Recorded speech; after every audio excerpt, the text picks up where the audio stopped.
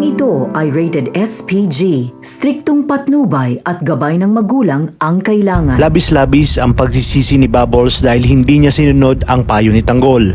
Kaya dito makikita niya ang tunay na ugali at ang masaklap na sinapit niya kay Pablo.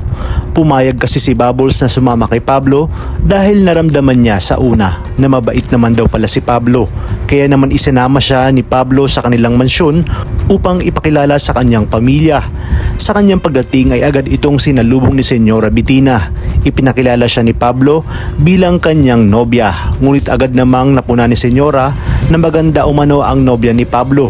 Ngunit magaspang umano itong kumilos at sa tingin niya nga ay laking squatter ito. Kaya naman agad itinanong ni Senyora kung paano sila nagkakilala ng kanyang apo. Ayon kay Bubbles na nagkakilala sila ni Pablo sa bar na kanyang pinagtatrabahuhan. Na siya namang ikinagulat ni Senyora dahil ayaw niya sa lahat ay ang mababang klase ng babae na kagaya ni Bubbles.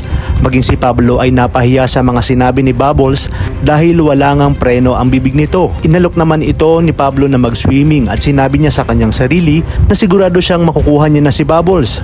Ngunit pumalag si Bubbles at saktong dumating ding si Tinding. Kaya namang galit na sinermo na ni Pablo si Tinding. Ayon kay Pablo, matutong makiramdam at lumugar si Tinding dahil kung hindi ay ito ang lulunurin niya sa swimming pool. Maya-maya pa ay maiinip na si Pablo dahil tila nahihirapan siyang makuha si Bubbles. Sinabi niya na napaka-arte ni Bubbles. Sa kabila ng pipitsugin lang naman ito. Kung kaya't dito sinabi ni Bubbles na tama nga si Tanggol at gago nga itong si Pablo. Hanggang sa hindi na nga napigilan ni Pablo at pinagtangkaan niya nga ang samantalahan si Bubbles. Buti na lamang ay natadyakan agad ito ni Bubbles at agad na nakaalis sa mansyon. Sa kabila nito ay nagawa pa ring bumalik ni Pablo sa bar.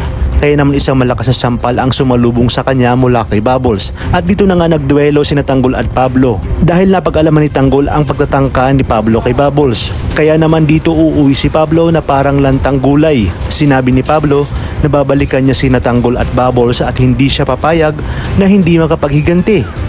Ipapadukot niya nga dito si Bubbles sa kanyang mga tauhan hanggang sa halayin niya ito. Ngunit hindi naman siya namukaan ni Bubbles dahil nawalan nga si Bubbles ng malay. Kaya naman nang nakauwi na si Bubbles ay para itong lantang gulay at sinabi nga kay Tanggol na pinagsamantalahan siya. Dito na nga bumuelta si Tanggol kay Pablo. Matapos ito ay may mga armadong kalalakihan na niratrat ang bahay ni na Bubbles at paniguradong si Pablo lang ang may gawa nito. Bago nga magkita ang tunay na mag-ama ay tatapusin muna ni Tanggol ang buhay ni Pablo dahil sa ginawa nito kay Bubbles.